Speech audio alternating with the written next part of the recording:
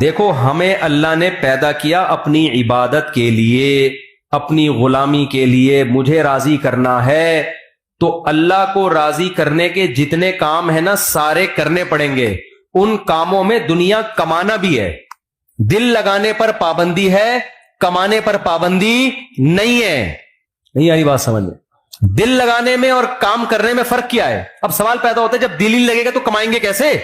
ابے اللہ کے لیے کمائیں گے نا، اور جب اللہ کے لیے کمائیں گے تو کچھ لذتیں بھی حاصل ہوں گی دنیا کی، پھر ان لذتوں میں مزہ بھی آئے گا۔ دیکھو جب آپ افطاری کے وقت رمضان میں صبح روزہ رکھتے ہو سحری کے وقت، ٹھیک ہے نا، شدید گرمی کا روزہ ہے، بڑا لمبا روزہ ہے، سارا دن بھوکے پیاسے، کیوں اللہ نے پابندی لگائی ہے، نہ پانی پینا ہے نہ کھانا کھانا ہے، برداشت کیا اللہ کے لیے۔ پھر جب سورج غروب ہونے کا وقت آتا ہے، اب اللہ کہہ رہے میری عبادت اگر کرتے ہو تو کیا کرو؟ اب نہیں کھاؤ کیا؟ اپنی خواہشات قربان کرو، یہ بولتا ہے اللہ۔ اب اللہ کہتا ہے اب جو دیر کرے گا وہ گناہگار ہوگا، اب کھاؤ، کیا کرو؟ کھاؤ۔ اب ہم کس کو خوش کرنے کے لیے کھاتے ہیں؟ ڈبل مزہ آتا ہے کہ نہیں آتا؟ ایک مزہ یہ آتا ہے کہ پکوڑوں کا مزہ آ رہا ہے، سموسوں کا مزہ آ رہا ہے، دوسرا اس سے اللہ خوش بھی ہو رہا ہے، اس سے اللہ کیا ہو رہا ہے؟ تو دنیا کا مزے کا مزہ اور اللہ کی عبادت کی عبادت۔ کیسی پیاری دعا ہے جو نبی پڑھا کرتے تھے روزہ افطار کرنے کے بعد، ذهب الظما وابتلت العروق وثبت الاجر انشاءاللہ، پیاس بھی چلی گئی اور رگیں تر ہو گئی۔ یہ تو دنیا کا مزہ، اور آخرت کا مزہ کیا؟ اس روزے کا اجر ہمارے اعمال میں اللہ نے لکھ لیا، یہ آخرت میں ملے گا ہمیں، اس کی ایک الگ خوشی ہوتی ہے۔ تو میرے بھائی آپ کو اسلام ترقی سے منع نہیں کرتا، دنیا سے دل لگانے سے منع کرتا ہے۔ دل کس سے لگاؤ؟ اللہ سے، لہذا اللہ کے لیے کسی سے لگانا پڑے تو لگاؤ۔ اللہ اگر منع کر رہا ہے لگانے سے تو یعنی دل تو دنیا سے بھی لگے گا مگر اتنا لگے گا جتنی اللہ اجازت دے رہے اور جس سے اجازت دے رہا ہے۔ سمجھ میں نہیں آ رہی بات؟ اللہ کہہ رہا ہے بیگم سے بھی محبت کرو، اولاد سے بھی اور ماں باپ سے بھی۔ زیادہ کس سے کرو؟ ان تینوں میں زیادہ کس سے کرو بھائی؟ ماں باپ سے بھی، بیگم سے بھی اور اولاد سے بھی۔ تینوں میں زیادہ کس سے کرنی ہے؟ پہلی بات تو اللہ سے ہم پرمیشن لیتے ہیں ان سے محبت کرنی ہے نہیں کرنی، اللہ نے کہا کرنی ہے، میری طرف سے کیا ہے؟ تو ہم چونکہ اللہ کے غلام ہیں تو اللہ آرڈر دے رہا ہے تو اللہ تو نے آرڈر دیا تو ہم کریں گے، ٹھیک ہے نا۔ یہ ہماری محبت کس کے لیے ہو رہی ہے؟ اللہ کے لیے ہو رہی ہے، تو یہ اللہ سے محبت کا حصہ ہے یہ۔ پھر اللہ کتنی کرنی ہے؟ ان تینوں میں بچوں سے زیادہ کریں، بیگم سے کریں یا ماں باپ سے؟ اللہ کہہ رہے ہیں سب سے اوپر گراف کس کا رہنا چاہیے؟ والدین کا۔ نہیں آ رہی بات؟ سب سے پہلے کس سے کرنی ہے؟ ابا اماں۔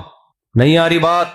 اے اللہ کتنی کرنی ہے ان سے، حالانکہ اس میں دنیاوی مفاد نہیں ہے، کیونکہ ابا بڑھاپے میں بہت بوجھ لگتے ہیں، جوانی میں تو نچوڑ لیا ان کو، اب ریٹائر ہو گئے، اب کھانسنے کے لیے رہ گئے وہ گھر میں، ان کی دوائیاں ہیں، ان کے مسائل ہیں، پھر وہ بڑھاپے میں دماغ چڑچڑا ہوتا ہے، پوچھ رہے ہیں کہاں جا رہا ہے، کہاں سے آ رہا ہے، تو اچھا ہی نہیں لگ رہا یار، یہ کیا ہے یار، میں اپنی لائف کو انجوائے کرنے دو ابا۔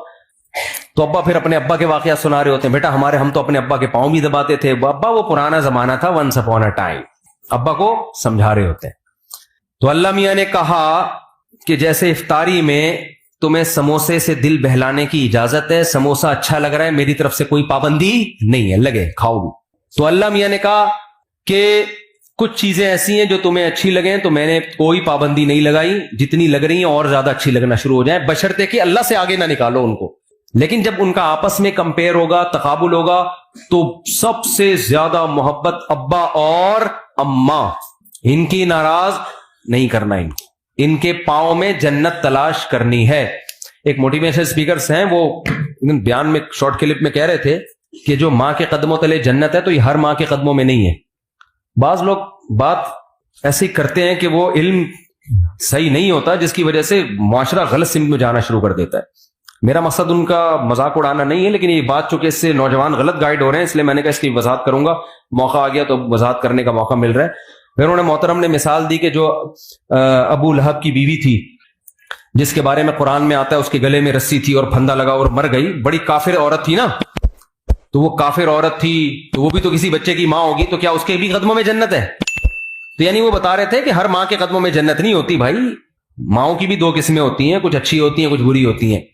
یہ غلط گائیڈنس ہو رہی ہے، ہر ماں کے قدموں تلے جنت ہے، چاہے وہ کافر بھی ہو۔ بات یہ کہ وہ ماں کے قدموں میں ماں کے لیے جنت نہیں ہے، کس کے لیے جنت ہے؟ اولاد کے لیے جنت۔ میں اگر وہاں موجود ہوتا نا ورک شاپ میں تو میں کہتا ایکسکیوز می سر، ایک بات آپ سے کرنی ہے، کہ ابو لہب کی بیوی اگرچہ جہنم میں جائے گی لیکن اس کے بچوں کے لیے اس کے قدموں میں اللہ نے جنت رکھی ہے. قرآن کہتا ہے وَإِن جَاهَدَاكَ عَلَىٰ أَن تُشْرِكَ بِي, کہ اگر تمہارے ماں باپ اتنے بڑے کافر ہیں کہ تمہیں زبردستی شرک پر مجبور بھی کریں, ان کی بات نہیں ماننی, لیکن صاحبہما فی الدنیا معروفا, پھر بھی ان کے قدموں میں تم نے جنت تلاش کرنی, دنیا میں اچھا سلوک کرنا ہے, یہی تو مطلب ہے قدموں میں جنت کا. تو آج کل اولادیں ویسے ہی ماں باپ کو نہیں پوچھ رہی ہیں, اس طرح کی تقریریں آئیں گی تو پھر اپنے ابا اماں میں عیب تلاش کریں گے. وہ ہر بچہ جا کے دیکھا یار میری اماں تو یہ بھی کام غلط ہے, میری اماں کا تو یہ بھی حرکت ٹھیک نہیں ہے, تو اس کا مطلب میری اماں خود ہی جنتی نہیں ہے, تو اس کے پاؤں میں کہاں سے جنت آ گئی. اور بھائی آپ کو ابا اماں کے فالٹ نکالنے کی اجازت نہیں ہے. اللہ نے ابو لہب کی بیوی کو برا کہا, اللہ ہے, اللہ کو حق ہے کہ کسی کو برا کہے, کسی کو جہنم میں بھیجے. ابو جہل کی بیوی یا ابو لہب کی بیوی کی جو اولاد تھی اس کو شریعت نے یہی پابند کیا کہ تم نے اپنے ماں باپ کے احسانات کا بدلہ دینے کی کوشش کرنا ہے اور تم نے ان کے ساتھ اچھا سلوک کرنا ہے. نہیں آ رہی میرا خیال بات سمجھ میں؟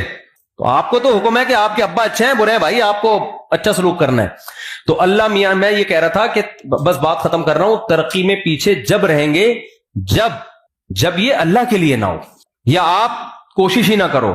اللہ نے حکم دیا ہے کہ سارے کام کرنے ہیں کس کو راضی کرنے کے لیے؟ اللہ کو. اس سے پتہ ہے کیا ہوگا, یہ ترقی کی سپیڈ غیر مسلموں سے بھی زیادہ تیز ہو جائے گی, کیونکہ جو کام اللہ کے لیے کیا جاتا ہے نا اس میں جان بہت ہوتی ہے, کیونکہ اس کا اجر کون دے گا؟ اللہ. دیکھو مجھے ایک بات بتاؤ, ڈاکٹر لوگ کہتے ہیں کہ, میں آپ چند مثالوں سے سمجھاتا ہوں کہ جب مذہب کی موٹیویشن ملتی ہے وہ بڑی بہت پاورفل موٹیویشن ہوتی ہے. وہ جہاں مذہب کی موٹیویشن نہیں ہوگی وہاں جان نہیں ہوتی.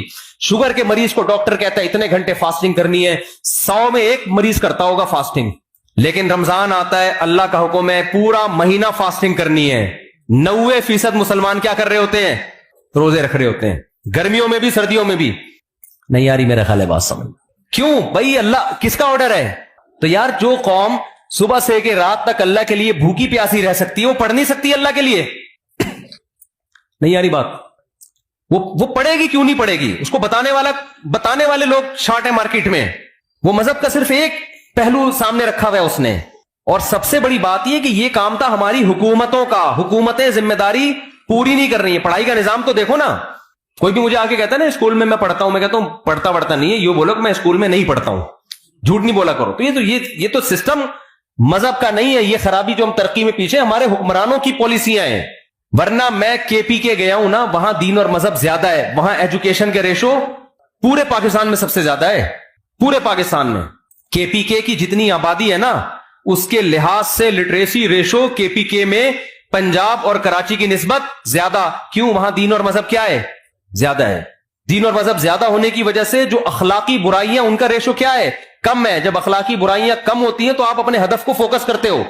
تو اس لیے اللہ آپ کو ترقی سے منع نہیں کر رہا. المومن القوی خیر من المومن الضعیف, حدیث میں آتا ہے طاقتور مومن اللہ کو کمزور مومن سے زیادہ محبوب ہے. تو طاقت میں جسمانی طاقت بھی ہے, طاقت میں ایجوکیشن کی طاقت بھی ہے, طاقت میں دولت کی طاقت بھی ہے, طاقت میں ٹیکنالوجی کی طاقت بھی ہے. لیکن یہ تمام طاقتیں کس کے لیے ہوں گی؟ اللہ کے لیے ہوں گی. جب اللہ کے لیے ہوں گی تو دل اللہ سے لگے گا, ان طاقتوں سے نہیں لگے گا. لہذا کسی کو یہ طاقت مل گئی ٹھیک ہے, نہیں ملی تو کیا سوچے گا؟ بھائی میرا مقصد تھا اللہ کو راضی کرنا, وہ کیا ہو گیا ہے؟ پورا ہو گیا ہے. پھر گھر بھی بنا لے, پراپرٹی بھی خرید لے, مرے گا تو کوئی بات نہیں یار, ہم نے تو اللہ کو خوش کرنے کے لیے بچوں کے لیے بنائی تھی. مر گئے تو کیا ہو گیا؟ ابے لوگ کہہ رہے ہوتے ہیں نا بیچارے نے اتنی محنت سے کروڑوں روپے کا گھر بنایا, بیچارے کو رہنا نصیب نہیں ہوا, تو اتنا کیوں طرز کھا رہے ہو؟ رہ بھی لیتا تو کتنے دن رہ لیتا. یوں بولا کرو بیچارے نے اللہ کو راضی کرنے کے لیے گھر بنایا, رہنا نصیب ہو یا نہ ہو اللہ راضی ہو گیا, کیونکہ اس نے اپنے بچوں کا سوچا تھا. نہیں آ رہی بات سمجھ میں؟ تو کیا بیچارہ کہاں سے ہو گیا؟ بھائی جس کے لیے بنایا تو وہ خوش ہے نا. ایک صاحب کی بچے کی جاب لگی ملٹی نیشنل کمپنی میں, پہلا دن تھا اس کا انا للہ ہو گیا بیچارے کا نا کرنٹ لگنے سے. اب ماں رو رہی ہے, ہائے میرا بچہ آج پہلا دن تھا. میں نے کہا بھائی اگر آخرت کے لیے یہ کام کیا ہے نا تو کامیاب ہو گیا, آخرت کے لیے نہیں کیا تو آج نہیں تو کل بہرحال اس نے مرنا تھا. کتنے دن زندہ رہ لیتا ہے انسان. تو مسلمان کیا سوچتا ہے ہر چیز میں. تو ہم تو آپ کو زیادہ, ہم تو کہہ رہے ہیں اپنی صحت بنانا یہ مذہب کا حکم ہے. دیکھو آپ کہتے ہیں نا آخری بات, بار بار آخری کر کے سچی مچی کی آخری, بولے صاحب کر لوں آخری بات. دیکھو ہم کیا کہتے ہیں, علماء کیا کہتے ہیں, میری کیا اوقات. شریعت کیا کہتی ہے؟ شریعت کیا کہتی ہے؟ ویلیو بتاتی ہے صحت کی 2% کی نہیں ہے. جو بیمار ہیں وہ بھی کہاں جائیں گے؟ جنت۔ ایوب علیہ السلام کی ساری زندگی صحت میں گزری، بیماری میں گزری؟ بیماری میں گزری۔ کہاں جائیں گے؟ جنت میں۔ ان کے تو مقامات ہی بیماری کی وجہ سے ہوئے۔ غیر مسلم کہے گا نہیں بیمار آدمی کیا ہے؟ ناکام۔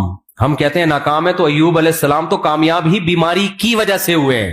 لیکن کیا اس کا یہ مطلب ہے کہ میں بھی بیمار ہو جاؤں؟ اب کوئی غیر مسلم سنے گا تو کہے گا ان کے ہاں بیماروں کی بڑی ویلیو ہے، تو ان کو چاہیے خود سب بیمار ہو جائیں۔ نا نا نا نا نا، یہ بات سمجھیں۔ یہ بیماری کس کی طرف سے تھی؟ اللہ کی۔ انہوں نے کوشش کی صحت مند ہونے کی۔ حکم یہ ہے کہ صحت بنانے کی کوشش کرو، مگر صحت سے دل مت لگاؤ۔ بنانے کی کوشش کے باوجود نہ بنے تو ٹینشن مت لو، اللہ تمہیں بیمار رکھ کے ہی خوش ہوگا، راضی ہوگا۔ کیوں؟ بیماری میں صبر کرو گے، اللہ چاہتا ہے تمہارے درجات صبر کے ذریعے بلند ہوں۔ کرنے سارے کامیابی کے راستے کو اختیار کرنا ہے، لیکن راضی اس پہ رہنا ہے جو کون چاہے گا؟ اللہ۔ پیسہ کمانے کی کوشش کریں، نہیں آتا ٹینشن نہیں لینی ہے، ریڈی لگائے ٹماٹر کی، بولے اللہ میرے ٹماٹر پہ کیا ہے؟ خوش ہے، میں اسی میں خوش ہوں۔ ہمارا مسئلہ سارا یہ ہے کہ ہم زمین پہ باپ بن گئے ہیں۔ آپ کہتے ہیں میری ارننگ اتنی ہونی چاہیے، میرا بحریہ ٹاؤن میں پلاٹ کیوں نہیں ہے؟ ہونا چاہیے۔ میں کرائے کے گھر پہ کیوں رہ رہا ہوں؟ میرا ذاتی گھر ہونا چاہیے۔ اللہ کہتے ہیں نہیں چاہیے۔ ایوب علیہ السلام چاہتے تھے کہ میری صحت اچھی ہو جائے، انہوں نے کہا اللہ مجھے صحت دے دے، اللہ نے کہا ابھی نہیں ملے گی، انہوں نے کہا ٹھیک ہے اسی میں راضی ہوں میں۔ صحیح ہے نا؟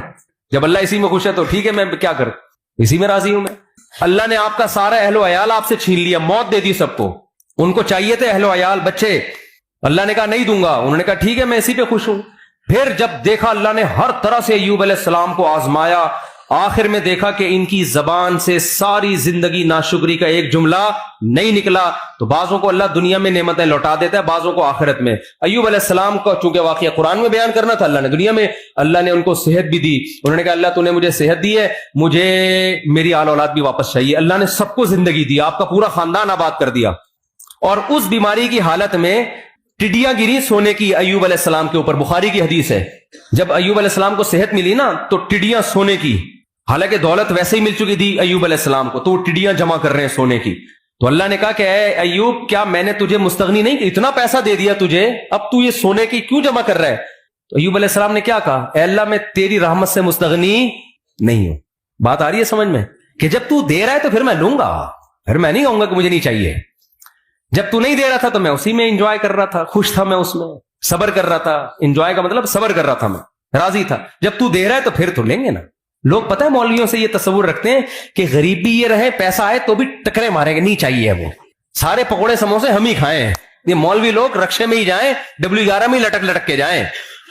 تو بھائی اگر کسی مولانا کے پاس پیسہ ہے یا گاڑی ہے، وہ تو ضروری نہیں جس کے پاس گاڑی ہو پیسہ بھی ہو، یہ جس کی 4 بیویاں ہو پیسہ بھی ہو، یہ ضروری نہیں ہے۔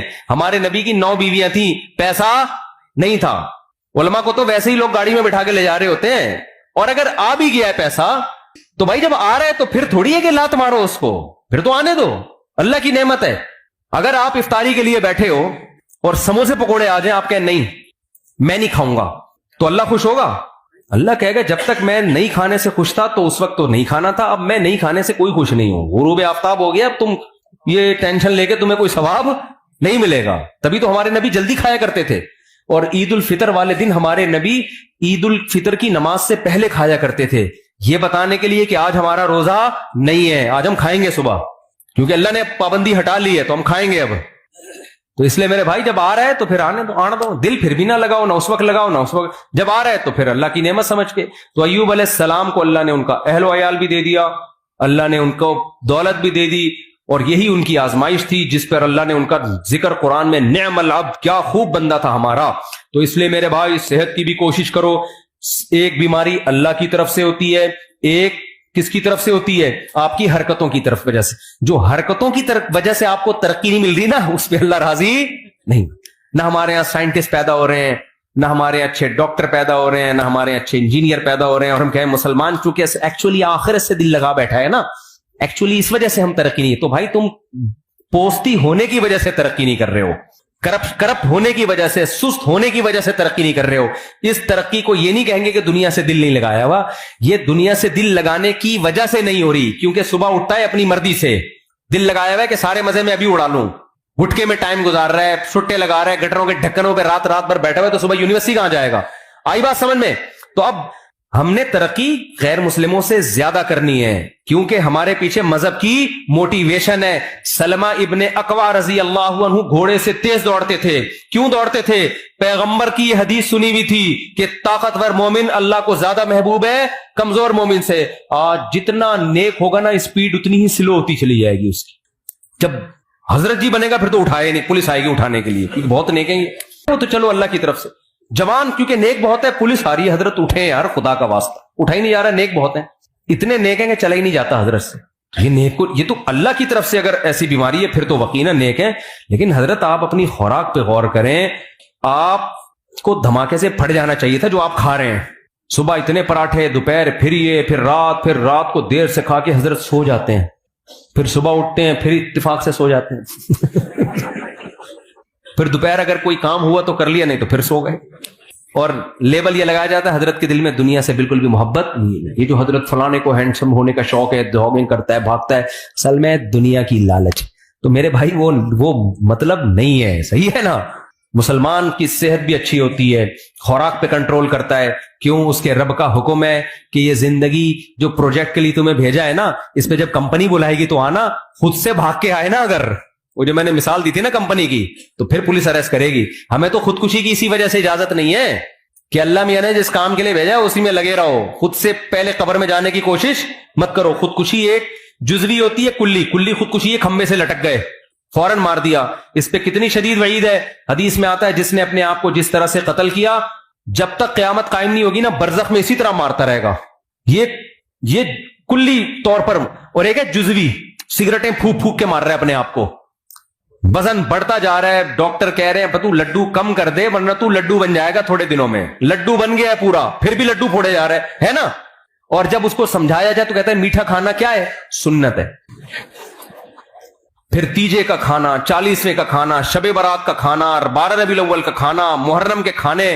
ہمارے نبی سے اس قسم کا کوئی کھانا کھانا ثابت نہیں ہے. صرف ایک کھانا نبی نے کھلایا, وہ ہے ولیمہ. بس شادی جب بھی کی کھانا کی, اس کے علاوہ کوئی دعوت نہیں ہے. یہ اس لیے رکھی تاکہ اس کو کریں لوگ, آئی بس اپریشیٹ کریں اس کو. ایک کھانا حدیث میں آتا ہے ولیمہ پیغمبروں کی سنت ہے. یہ بتانے کے لیے ہم نے بہت اچھا کام کیا ہے, اس پہ دعوت ہوگی. کیونکہ لوگ اس کو اچھا نہیں سمجھ رہے ہوتے نا. لوگ کہہ رہے ہیں پتہ نہیں کیا بے وقوف آدمی ابھی سے شادی کر آ کے بیٹھ گیا. تو اسلام نے کہا کرو, پہلی شادی میں بھی ولیمہ, دوسری میں بھی, تیسری میں بھی, چوتھی میں بھی. یہ بتانے کے لیے کہ تمہیں تکلیف ہو رہی ہے, مجھے بہت خوشی ہو رہی ہے. ہاں تبھی تو ہے ولیمہ. بہت پہلی دفعہ کوئی ڈھنگ کا کام کیا میں نے. تو اب اس سے 4 شادیاں بھی آ گئی. دنیا جب دل لگانے کے 4 شادیاں کس کے لیے کرنی ہے؟ اللہ کے لیے. پیغمبروں کی سنت ہے. نسل بڑھانا کس کی سنت ہے؟ پیغمبروں کی. ہم اس لیے کر رہے ہیں. اب اس میں اگر مزہ بھی آ رہا ہے تو آنے دو یار. جب افطاری میں بھی تو مزہ آتا ہے نا. اب آپ افطاری, کوئی غیر مسلم آئے بولے تو یہ سموسے کیوں کھا رہا ہے افطاری میں؟ آپ بولے اللہ کا حکم ہے. ابے تیرے تو مزہ آ رہا ہے اس لیے کھا رہا ہے تو آپ کیا جواب میں دو گے؟ بھائی جب اللہ کو مجھے یہ دیکھ کے مزہ آ رہا ہے کہ مجھے مزہ آ رہا ہے تو آنے دو نا. اللہ بھی خوش ہے, میں بھی خوش ہوں. کیا ہے تجھے کیا تکلیف ہو رہی ہے؟ کیا خیال ہے؟ 1 گھنٹہ پہلے کھاتا تو مزہ تو آتا, لیکن اللہ خوش نہیں ہوتا. تو اللہ کو اس میں مزہ آ رہا ہے, اللہ بھی خوش ہے. اللہ ہی تو کہہ رہا ہے کھاؤ نا, کھاؤ. اللہ تو ہم کھا رہے ہیں, مزہ بھی آ رہا ہے, اللہ بھی خوش ہو رہا ہے. تو اسی طرح شادیوں میں اللہ نے کہا مزہ بھی آئے گا اور اللہ بھی کیا ہوگا؟ خوش ہوگا. کیونکہ اس مزے سے یہ چاہتا ہے اللہ کہ یہ مزہ تم کرو. لیکن اگر گرل فرینڈ رکھی, بد نظری کی, انٹرنیٹ پر فحش فلمیں دیکھی, مزہ تو آئے گا مگر قیامت میں یہ مزہ کرکرا, کیونکہ اللہ کو غصہ بہت آئے گا اس پہ. حلال میں مزہ بھی ہے اور اللہ کی رضا بھی ہے.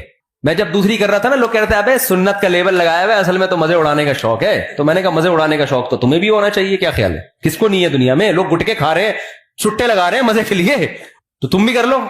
میں تو کر اس لیے, میں نے کہا یار جب اللہ کو خوشی ہو رہی ہے کہ اگر مجھے مزہ آ رہا ہے تو اللہ کو خوشی ہو رہی ہے, تو میں کیوں نہیں کروں ایک کام. بھائی ویسے آتا واتا نہیں ہے, یہ دماغ میں رکھ لینا. حقیقت بتا رہا ہوں میں, کیونکہ ابھی کل ایک بندے کا چند دن پہلے ایک بندے کی پرچی آئی کہ میں نے دوسری کی ہے, مجھے بالکل بھی مزہ نہیں آ رہا. اس کا حاصل یہ تھا کیونکہ میری بیوی دھمکی دے رہی ہے, گھر آئی نا الٹا لٹکا کے ماروں گی تجھے. میں سالے الگ ڈنڈے ونڈے لے کے چل رہے ہیں. لیکن اگر آ بھی جائے تو بھائی اس پہ